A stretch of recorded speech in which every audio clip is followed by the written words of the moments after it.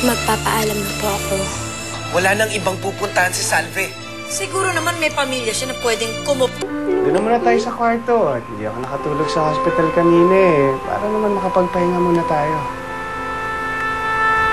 Iiwan natin siya? Nandiyan naman si Mildred eh.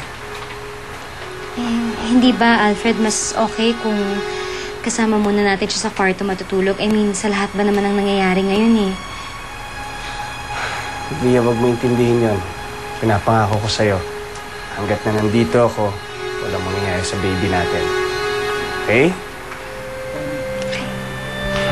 Hey, welcome home, Via. Hello, thank you. Hello. Hello. Teka muna, why did you check out of the hospital so soon? Di ba dapat nandun ka nag-recuperate after what you went through? Lolo, kasi parang pakiramdam ko pag nandun ako, may sakit ako eh. Lolo, kinuha namin siya ng private nurse para naman pag nandito siya, may nag-aalaga at nagbabantay sa kanya. That's great. Teka muna. Ito na ba ang aking... Look, she's so pretty. Apo? Ang ganda-ganda naman. Say hi to Lolo, say hi. Hi, Lolo. Hi, Smile, smile.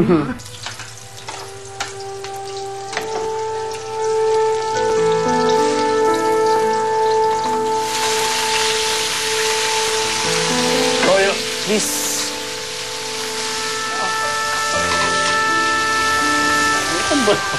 Oyster sauce yan.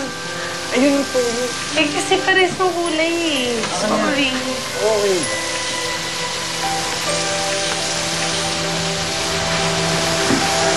Ay.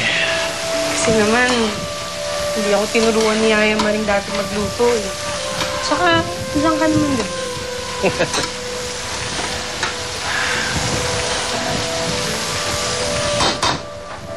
Kumusta na kaya sila, nanay at tatay? Alam mo, namimiss ko na kasi sila eh. Ako rin. Namiss ko na sila. Kung pwede lang sana natin sabihin kung saan tayo eh. Ginawa na natin. Kasi maganda nang wala silang alam.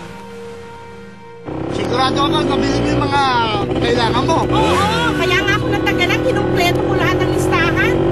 Ay, naku! Ano yan, mababangga? Ay! Uriel!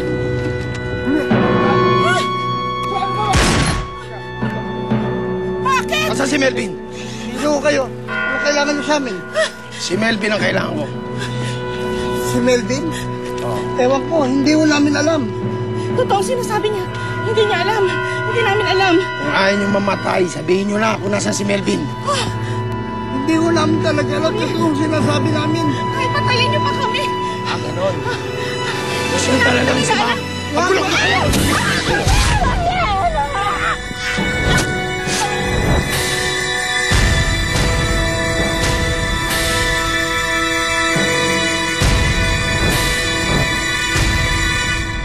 Takot na takot daw si Via na makita yung corona ng patay.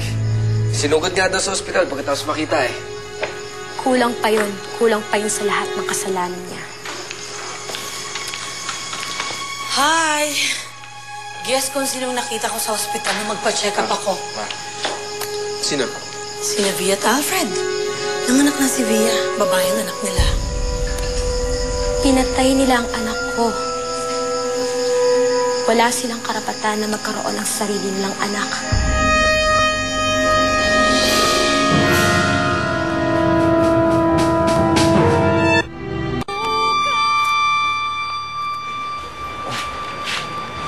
Julie!